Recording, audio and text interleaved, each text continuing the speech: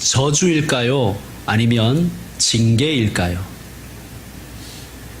오늘 본문에 여러분이 제목을 붙이신다면 하나님의 저주로 붙이시겠습니까? 아니면 하나님의 징계로 제목을 붙이시겠습니까? 어떤 분들은 하나님의 저주라고 제목을 붙입니다. 그것은 아마도 14절에 나오는 단어 저주라는 단어 때문일 것입니다. 즉 이런 것이죠. 하나님께서 선악과 사건의 공범 세세계 뱀과 여자와 남자에게 저주를 하셨다. 과연 저주일까요? 징계일까요? 저주를 받는 당사자가 불행해지기를 바라는 마음에서 재앙을 비는 것입니다. 과연 하나님께서 당신께서 지으신 사람이 불행해지기를 원하셨을까요? 불행해지라고, 망하라고 재앙을 내리신 것일까요? 우리 하나님의 그 선하심과 하나님의 사랑을 생각할 때 저주하시는 하나님, 선뜻 매칭이 되기 어렵습니다. 징계는 그 목적이 궁극적으로 행복해지기를 바라는 데 있습니다. 개선을 시키기 위해서 징계를 합니다. 잘못을 뉘우치고 더 복된 존재로 거듭나라고 징계합니다. 그러므로 징계의 목적은 저주와 달리 행복입니다. 자녀가 잘못했을 때 부모는 어떻게 합니까? 저주합니까? 아니면 징계합니까? 왜 우리는 징계하죠? 자녀를 사람 되라고. 그렇죠? 사람이 사람 구실을 해야 정말 행복하니까 우리는 징계하는 것입니다. 때로 부모가 자녀가 잘못했을 때 야단치고 매를 드는 이유는 죽여버리려고 그런 게 아니잖아요. 말은 그렇게 하겠지. 내가 너를 죽여버릴 것이다. 말은 그렇게 할지 모르겠지만 정말 죽으라고 하는 건 아니잖아요. 사람 구실하라고. 그래서 너도 행복하고 너로 인하여 다른 사람도 행복해지라고 우리는 부모된 사람은 자녀를 징계하는 것입니다. 하나님 역시 마찬가지입니다. 성경이 전체적으로 하나님에 대해서 소개하는 핵심 단어 하나만 고르라면 하나님은 사랑이심이라. 저주가 아니라 징계입니다. 만약 하나님이 불행이 목적이었다면, 정말 불행이 목적이었다면 그냥 버리시면 되잖아요. 아니면 죽여버리고 다시 만들든지. 우리가 좋아하는 그 리셋, 게임할 때 하는 그 리셋 있잖아요. 게임 망하면 다시 하면 되는 거잖아요. 하나님도 불행하게 되는 것이 목적이라면 그냥 죽여버리고 다시 만드는 것이 속편했을 것입니다. 자, 오늘 본문을 우리 차근차근 묵상해 보도록 하겠습니다. 먼저 뱀에게 하신 말씀입니다. 뱀에게 하신 말씀은 저주가 맞습니다. 자, 14절 말씀 여러분 다시 한번 읽어주세요. 14절 시작. 여호와 하나님이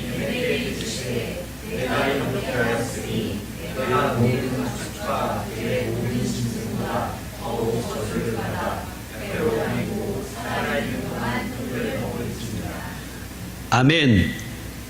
배로 다니게 되고 살아있는 동안 흙을 먹을 것이다. 흙을 먹을 것이다. 이게 이제 저주의 내용입니다. 그런데 여러분, 이 저주의 초점이 누구일까요? 사람입니다. 여러분, 타산지석이라는 말도 우리가 쓰지 않습니까? 하나님께서 뱀을 저주하신 그 목적은 사람에게 경고하시기 위한 것입니다. 자, 여러분, 성경에 등장한 이 뱀은 마귀입니다. 사탄이에요. 뱀은 왜 인간들이 선악과 따먹도록 그렇게 유혹했을까요?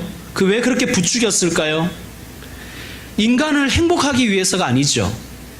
인간의 불행을 위해서 사탄은 유혹한 것입니다. 사탄은 인간을 부추겨서 선악과를 먹게 하여 인간이 하나님의 말씀이 아닌 자기의 말에 복종시키려고 했습니다. 인간을 자기의 노예로 만들기 위한 것이 목적입니다. 자, 사탄에게 복종하고 사탄의 노예가 되면 인간은 행복할까요? 불행할까요? 불행한 것이죠. 하나님은 이러한 사탄의 더러운 계획을 아시고 그 의도를 용납하지 않으십니다. 그래서 뱀이 저주를 받았습니다. 아담은, 그리고 우리는 뱀이 받은 그 저주를 통해서 영적인 교훈과 명철을 얻어내야 됩니다. 이런 것이죠. 이 목적은 이것일 것입니다. 뱀을 저주하신 것은, 그리고 우리에게 무엇을 가르쳐 주시고자 하시는가?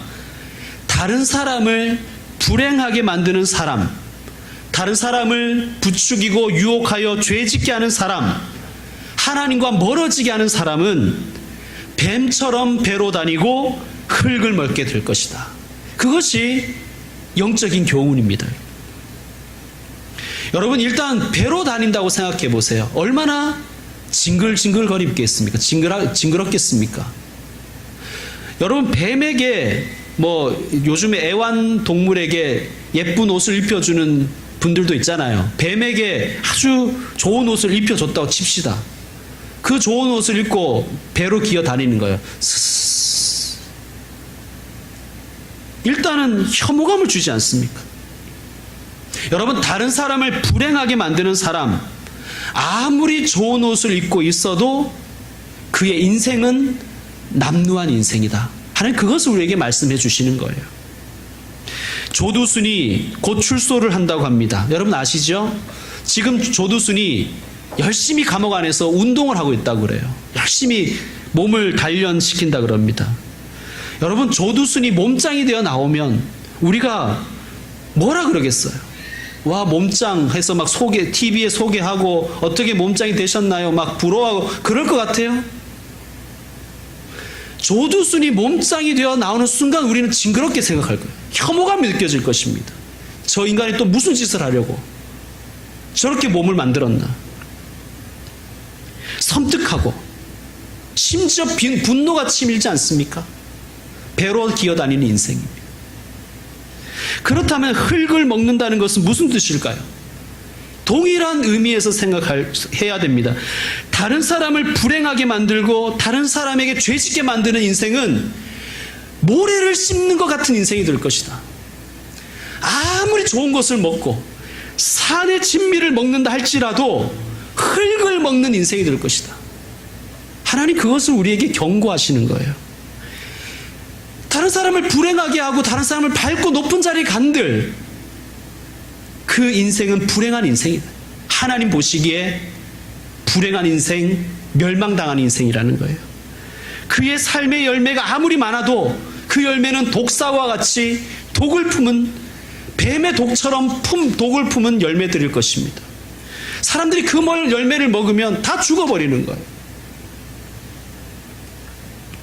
자, 15절도 우리 읽겠습니다. 15절. 그러면서 하나님께서 이렇게 복음을 이야기하십니다. 다 같이 읽겠습니다. 시작. 내가 너로 여자와 원수가 되게 하고 내 후손도 여자의 후손과 원수가 되게 하리니 여자의 후손은 내 머리를 상하게 할 것이요 너는 그의 발꿈치를 상하게 할 것이니라 하시고. 아멘. 여러분, 이것을 원복음 혹은 원시복음이라고 합니다. 가장 먼저 주신 복음이에요. 어떤 복음인가? 여자의 후손은 예수 그리스도이십니다. 우리는 다 남자의 후손이죠. 아담의 후손이죠. 그러니까 예수님은 여자의 후손입니다. 성령으로 잉태되어서 동정녀에게 나셨기 때문입니다. 뱀의 후손은 사탄 마귀입니다. 뱀은 여자의 후손의 발꿈치를 상하게 할 것이다. 무슨 뜻입니까? 십자가 사건을 의미합니다. 십자가 사건은 예수님에게 큰 고통을 안겨주었습니다. 그러나 그 고통이 결정적인 고통은 아니에요. 예수님은 죽음과 지옥을 이기고 승리하셨습니다. 부활하셨죠? 여자의 후손은 뱀의 머리를 밟을 것이다. 여러분, 머리가 박살나면 어떻게 됩니까? 뱀의 머리가 박살나면 어떻게 될까요? 잠시는 꿈틀꿈틀거리겠죠. 막 휘감으려고도 할 겁니다. 잠시는. 그러나 그것은 죽은 것과 같습니다. 죽었습니다. 그러므로 예수님의 십자가와 부활은 예수님께서 사탄의 머리를 박살내신 최후 승리의 사건입니다. 그래서 십자가 사건을 종말 사건이라 그러는 거예요. 이미 역사의 종말을 예수께서 선포하셨다는 거예요. 악의 종말을 선포하셨다는 거예요. 자, 여자의 후손을 또 예수님의 몸된 교회로 해석하시는 분도 있습니다. 전 참 좋은 해석이라고 봅니다. 좋은 관점이라고 봅니다. 사탄은 끊임없이 교회를 공격하죠. 끊임없이 교회를 공격합니다. 하나님의 자녀들을 아프게 합니다. 발꿈치를 상하게 할 거예요. 박해를 가해서 고통스럽게 할 것입니다. 그러나 하나님께서 이 말씀을 우리에게 미리 주신 것은 무슨 뜻이냐? 두려워하지 말라는 거예요. 우리의 발꿈치가 상할 수가 있어도 예수님께서 승리하실 거라는 거예요. 교회가 승리할 것이라는 것을 우리에게 말씀하시는 것입니다. 예수님께서 사탄의 머리를 밟아버리신다는 것은 교회가 사탄에게 이길 것이라는 거예요. 그게 요한계시록 전체의 말씀입니다. 하나님께서는 당신의 아들, 딸들의 눈물을 외면치 않으십니다.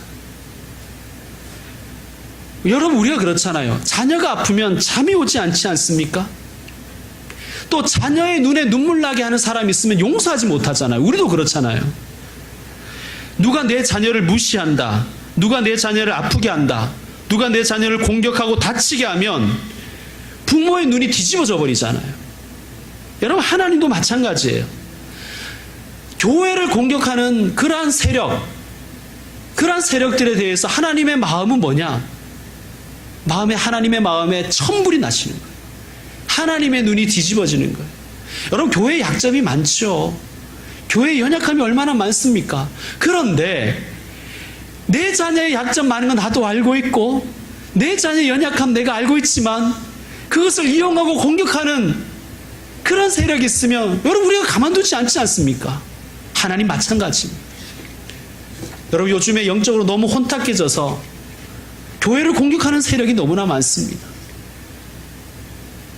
그런 세력을 볼 때 한편으로 회개도 해야 되지만 한편으로는 하나님이 정말 속상하시겠다, 그런 생각도 많이 하게 됩니다. 하나님께서 우리에게 이렇게 말씀하십니다. 두려워하지 말라, 내가 너와 함께 함이라. 놀라지 말라, 나는 내 하나님이 됨이라. 내가 너를 굳세게 하리라. 참으로 너를 도와주리라. 참으로 나의 의로운 오른손으로 너를 붙들리라. 아멘. 이 말씀 믿고 살아가시길 바랍니다.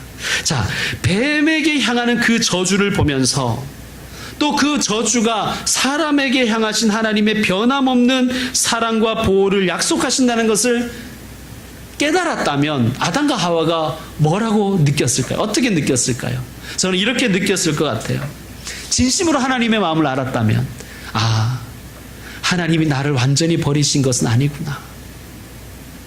하나님이 나를 사망의 음침한 골짜기에서도 지켜주시겠구나.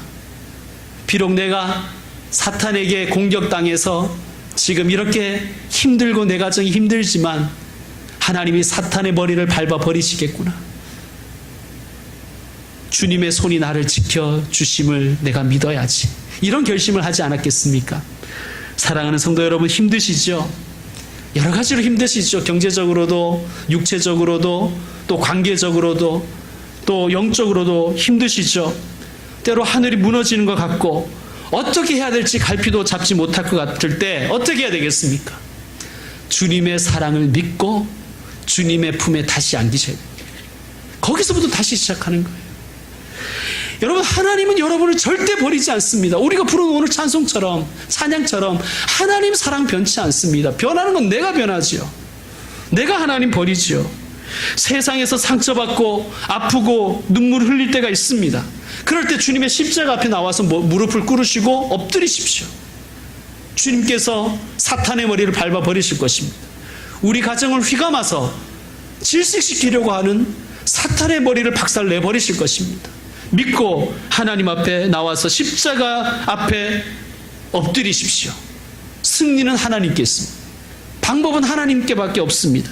우리를 끝까지 보호하고 우리 끝까지 지키시는 주님을 믿고 의지하시는 저와 여러분 되셨으면 좋겠습니다. 그 다음은 여자에게 내리신 징계예요. 여기서부터는 징계입니다. 여러분 16절 말씀 한번 읽어주십시오. 시작. 여자에게 이르시되 내가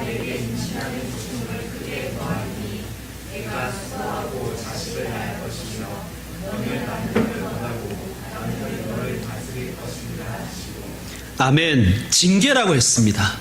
징계. 사람 만들기 위한 훈육이에요.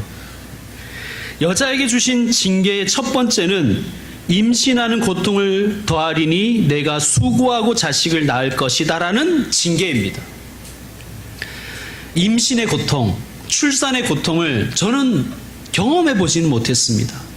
그러나 그 고통이 목숨이 왔다 갔다 하는, 목숨을 경각에 있게 하는 그런 고통인 것은 제가 알고 있습니다. 왜 그러냐면 제 집사람이 둘째를 출산할 때 제가 분만실에 있었거든요. 아내의 이 얼굴 낯빛이 정말 흑색으로, 여러분 목사는 인종을 가끔 보잖아요.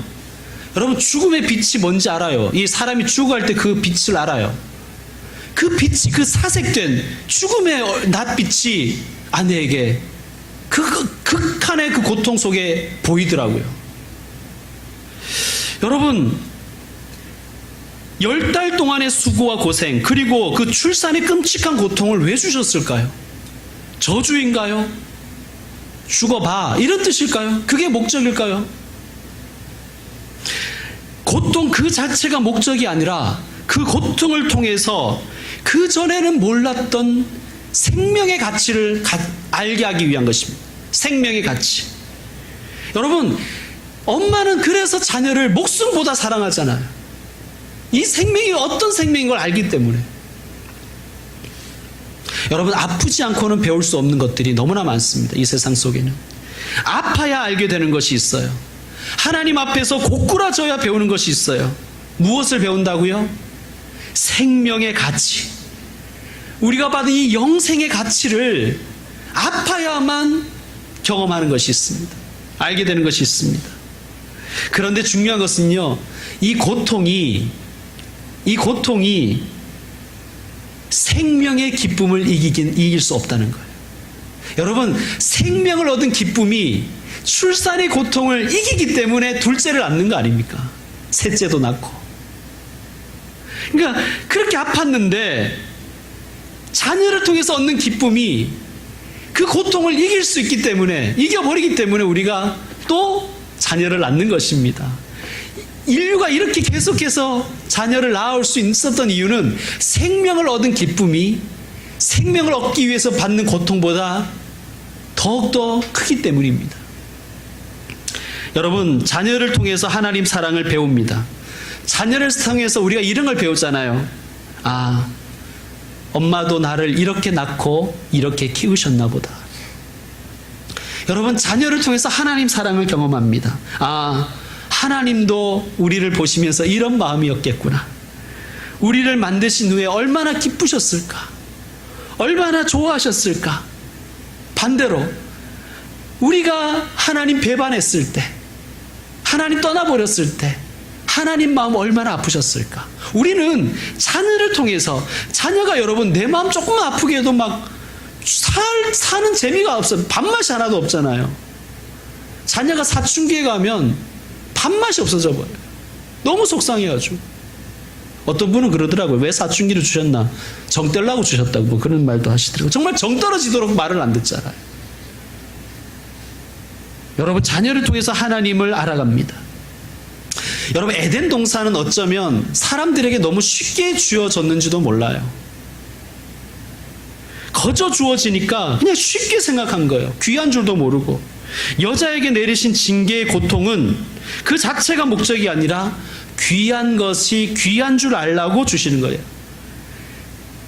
이 징계를 통해서 하나님의 은총을 우리는 경험할 수가 있습니다. 혹시 고통스러운 시간을 보내고 계신 분 있나요? 이렇게 한번 생각해 보시죠. 아, 내가 어쩌면, 여러분 모태신앙도 마찬가지입니다. 내가 이 귀한 것을 너무 쉽게 얻었구나. 내가 그동안 당연하게 생각했구나. 생명의 가치를 하나님께서는 하와에게 고통을 통해서 이제 알게 하십니다. 우리에게도 마찬가지예요. 때로는 우리가 그 가치를 모를 때 하나님 때로는 우리에게 고난을 허락하셔서 생명의 가치, 영적인 복들의 가치를 다시 한번 배우게 하십니다. 또 여자에게 하신 징계의 두 번째는 너는 남편을 원하고 남편은 너를 다스릴 것이니라 라고 말씀하십니다. 여러분, 이 부분은 참 많은 오해를 낳았습니다. 실제로 이 부분을 근거로, 이 말씀을 근거로 여성을 억압하고 여성이 주체적 인생을 살지 못하도록 하는 그러한 교리도 만들기도 했습니다. 우리나라 유교에도 이런 말이 있잖아요. 유교의 말은 안 있겠습니다. 속담이겠죠. 암탉이 울면 집안이 망한다. 이런 말들의 근거가 되는 어쩌면 구절일 수도 있겠습니다. 여자는 교회에서 조용해라. 이런 말씀들. 과연 이 본문이 그런 뜻일까요? 이 본문.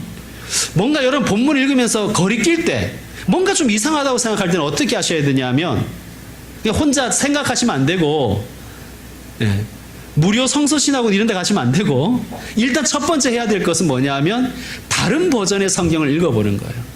여러분 표준세번역이라고 들어보셨죠? 공동번역 이런 거 들어보셨죠?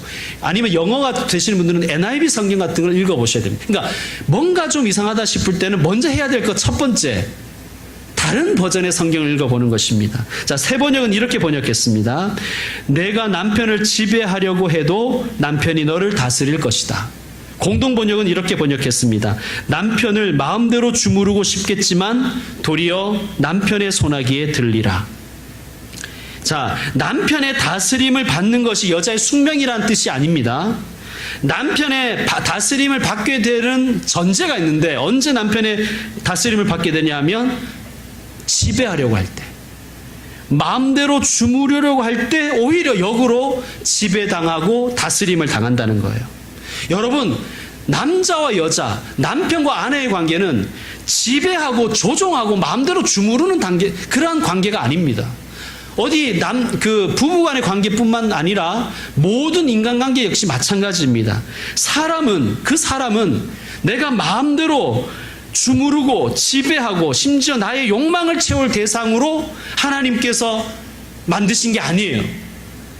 내가 저 사람을 내 마음대로 하겠다. 내가 조정해서 나의 노예로 만들고 나의 욕망의 대상으로 만들겠다고 하는 것 자체가 죄고 그걸 하나님이 싫어하시는 거예요.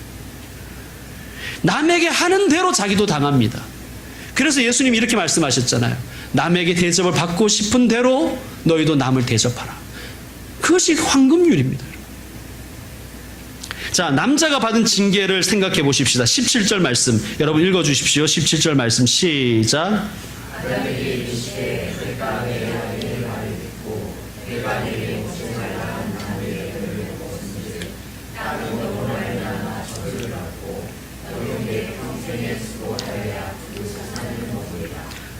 아멘. 자, 남자가 받은 징계는 이거예요. 평생 수고하여야 소산을 얻는 것이 징계입니다. 저주가 아니라 징계라고 말씀드렸습니다. 역시 마찬가지입니다. 그동안 어쩌면 아담은 쉽게 가졌습니다. 그런데 이제 하나님은 땀 흘려서 일한 것을 얻게 하십니다. 왜 그럴까요? 우리의 몸을 움직여서 얻어야 진짜이기 때문입니다. 몸이 기억한다는 말이 있잖아요. 그래서 여러분 젊어서 고생은 사서도 한다는 말이 거기서 나오는 거예요. 거저 얻으면 그냥 너무 쉽게 생각해서 가치를 몰라버립니다. 여러분, 우리가 수고하지 않고 얻은 햇빛을 한번 생각해 보십시오.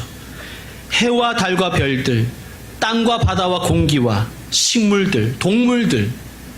여러분, 우리가 공기가 이렇게 조금 나빠져 보니까 이게 정말 거저 주어진 것들이 얼마나 귀한 것인가를 우리가 깨닫지 않습니까?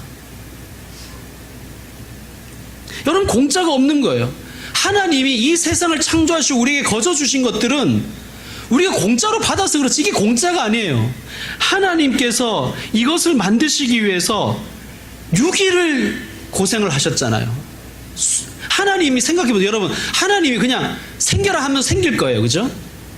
1초만 해도 생길 거예요. 그런데 그걸 왜 6일 동안 하셨을까요? 그것 하나하나가 가치가 있기 때문이에요. 가치가. 어려워서 오랫동안 일하신 게 아니라 하나하나가 가치가 있기 때문이에요. 해는 해대로 가치가 있고, 식물은 식물대로 가치가 있고, 공기는 공기대로 가치가 있고, 하나님도 온전히 하루를 바치시고 하나님도 6일을 노동하셔서 만드셨는데 우리가 거저 얻어버리니까 쉽게 생각해버리는 거예요. 엄마와 짜장면이라는 노래가 있죠. 어머니는 짜장면이 싫다고 하셨어. 저도 엄마가 정말 짜장면이 싫은 줄 알았어. 싫어하시는 줄 알았어요. 엄마는 고기 싫어하시는 줄 알았어요. 여러분, 나중에 고생을 해보면 알잖아요. 엄마도 짜장면을 좋아했다는 것을. 수고하고 얻은 것이 얼마나 이게 값진 것인가를, 이 값진 것을 내가 먹기가 너무 아까워서 내 자녀에게 먹이는 그 심정을 고생해본 사람은 알잖아요. 그죠? 몸이 기억하는 거예요. 19절을 보면 이렇습니다. 내가 흙으로 돌아갈 때까지 얼굴에 땀을 흘려야 먹을 것을 먹으리니 내가 그것에서 취함을 입었음이니라. 너는 흙이니 흙으로 돌아갈 것이니라. 아멘. 이것을 흙이니 흙으로 돌아갈 것이다, 이 말을 꼭 장례식에만 사용할 필요는 없습니다. 여러분, 이 말씀이 꼭 인생 무상, 인생을 허무하다 이런 말로만 듣지는 마십시오. 흙으로 돌아가라는 말씀이에요. 흙으로 돌아가라. 여러분, 콘크리트 바닥만 걷다가 흙을 밟으면 말할 수 없는 그런 감격이 좀 우리에게 있습니다. 우리 중에도 산 타는 거 좋아하시는 분이 계시는데 흙을 밟을 때의 그 기쁨이 있잖아요. 표현하기 어렵지만 여러분, 하나님 우리가 흙으로 돌아가길 원하세요. 여러분, 힘들 때 흙으로 돌아가 보십시오.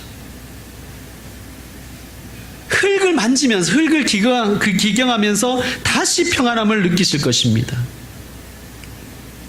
여러분, 땀을 흘리면서 우리는 나를 알아갑니다. 내가 어떤 존재인지. 그래서 여러분, 이것을 우리가 잘 기억한다면, 우리가 땀 흘리는 것이 어떤 가치가 있는 것을 우리가 깨닫게 된다면 나의 직업에 대해서 다시 생각할 것입니다. 내 직업은 아주 지겨운 밥벌이가 아니라 나를 알아가도록 하시는 어쩌면 수행의 시간이다. 그것을 깨달으실 것입니다. 20절 말씀 같이 읽겠습니다. 시작. 아담이 그의 아내의 이름을 하와라 불렀으니 그는 모든 산자의 어머니가 됨이더라. 아멘. 아담이 이때 여자의 이름을 붙여준 거예요. 자, 하와 앞에 어떤 표시가 되어 있죠. 좋은 성경은 다 표시가 되어 있습니다. 밑에 내려오시면 그 뜻이 나와 있죠. 뭐라고 되어 있습니까? 생명. 즉 하와란 어떤 뜻이냐면 생명의 어머니란 뜻이에요. 생명의 어머니. 자, 하나님께서 뱀과 여자와 남자에게 주시는 그 저주와 징계를 다 듣고 나서 아담이 여자에게 붙여준 이름이에요. 그동안 어쩌면 아담이 이렇게 생각할지도 몰라요. 내가 너 때문에 싱세 망쳤어. 내가 너만 안 만났어도 내가 이렇게 살진 않았을 텐데. 내가 너 때문에 죽을 것 같다, 야. 이렇게 생각했을지도 몰라요. 그런데 하나님의 사랑의 징계를 다 들은 후에 하와에게 뭐라고 그럽니까? 너는 생명의 어머니다. 아담은 어쩌면 희미하게나마 하나님의 말씀이 저주가 아니라 징계라는 것을, 사랑이라는 것을 그는 조금이나마 깨달아 가고 있는지도 모르겠습니다. 자, 21절 말씀 같이 읽겠습니다. 시작. 여호와 하나님이 아담과 그의 아내를 위하여 가죽옷을 지어 입히시니라. 아멘. 가죽옷을 지어 입히신 하나님. 콧날이 시큰해지잖아요. 눈물겨운 하나님의 사랑입니다. 그냥 아무런 방비책도 주지 않고 막 저주 퍼부으면서 나가! 네 맘대로 살아! 이러신 게 아니에요. 그죠? 가죽옷을 지어 입으셨습니다. 왜 그러셨을까요? 왜 가죽옷 지어 입으셨을까요? 물론 가죽옷은 예수 그리스도를 예표한다고 그렇게 신학적으로 해석할 수도 있지만 너무 어렵게 생각하지 말고 왜 옷 지어 입으셨을까요? 하나님이 쫓아내시면서 왜 옷을 지어 입으셨을까요? 살으라고, 살아남으라고, 죽지 말고 살라고 하나님이 옷을 입혀주신 거예요. 여러분, 저주입니까? 아니면 징계입니까? 혹시 고난 중에 계십니까? 고통 중에 계십니까? 저주가 아닙니다. 징계입니다. 하나님 의지하십시오. 모든 것이 합력하여 선이 되게 하시는 하나님이십니다. 하나님 외에는 의지할 것이 없는 것을 배우라고, 하나님 외에 의지했던 것 있으면 다 버리라고 어쩌면 우리에게 고난과 고통을 허락하시는지도 모르겠습니다. 이제 말씀 마무리하겠습니다. 로마서 8장에 보면 이런 말씀이 있어요. 성령은 우리의 연약함을 도우시나니. 들어보셨죠? 성령은 우리의 연약함을 도우시나니. 여러분, 세상은요, 연약하면 버려버려요. 연약하고 약점 많으면요, 이용하려고 해요. 여러분, 우리가 얼마나 실수가 많아요. 우리가 얼마나 연약합니까? 우리가 얼마나 약점 많은 사람이에요. 늘 넘어지잖아요. 넘어지는 것이 일상이라고 기도하신 분도 계시잖아요. 넘어지는 것이 일상이다. 여러분, 세상은 약하면 버려버려요. 세상은 실수 많으면 밟아버려요. 세상은 약점 많고 연약하면 이용하려고 합니다. 그러나 하나님은 우리가 약하다고 버리지 않습니다. 우리의 약점 때문에 우리를 버리지 않으세요. 우리의 실수 때문에 우리를 버리지 않으십니다. 하나님은 오히려 우리의 연약함을 도와주시는 분이십니다. 그 사랑의 눈으로 우리를 보고 계시고, 그 인자한 귀로 우리의 신음을 듣고 계시고, 그 능력의 팔로 우리를 도와주십니다. 기억하십시오. 하나님 사랑 변하지 않습니다. 여러분, 이번 한 주간도 이제 세상 속에서 살 때 살아남으십시오. 하나님은 여러분이 살아남기를 원하십니다. 살아남으십시오. 넘어져도 다시 일어나시고, 상처나도 다시 꿰매시고 다시 일어나십시오. 하나님 사랑 변치 않습니다. 그 사랑 믿고 한 주간도 살아남아서 다음 주에 뵙는 귀한 은혜의 식구들 되시기를 축원합니다. 기도하겠습니다. 하나님, 약점 많습니다. 저희들 참 약점 많은 사람입니다. 실수가 너무너무 많습니다. 날마다 쓰러집니다. 그런 우리를 버리지 않으시고 품어주시며 여전히 사랑해 주시는 하나님을 찬양합니다. 때로는 하나님 때리시는 매가 아프지만 그 매는 우리 죽으라고 치시는 매가 아니라 우리를 살리시려고 때리시는 하나님의 사랑의 매임을 믿습니다. 다시 일어나게 하여 주옵소서. 험한 세상 가운데 하나님의 자녀로 다시 살아가게 하여 주옵소서. 혹시 넘어졌다 할지라도 살아남아 다시 하나님 앞에 서게 하여 주옵소서. 이번 한 주간도 이 험한 세상 가운데 하나님의 사랑을 믿고 버텨내는 한 주간이 되게 하여 주시옵소서. 예수님의 이름으로 기도드립니다. 아멘. 우리 다 같이 일어나서 결단의 찬양 드리겠습니다. 주보에 있는 찬양, 진리 하나님께 드리겠습니다.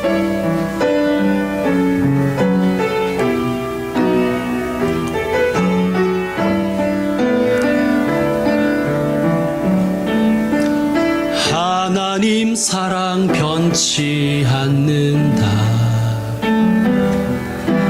하나님 사랑 변치 않는다. 세상 다 변하고 날 버린다 해도 하나님 사랑 변치 않는다. 하나님 내 길 인도하신다. 하나님 내 길 인도하신다. 나의 가는 길 다 주님께 있으니 하나님 내 길 인도하신다. 반드시 기도 응답하신다. 반드시 기도 응답하신다. 반드시 기도 응답하신다. 때론 나의 뜻과 다른 길이라도 반드시 기도 응답하신다.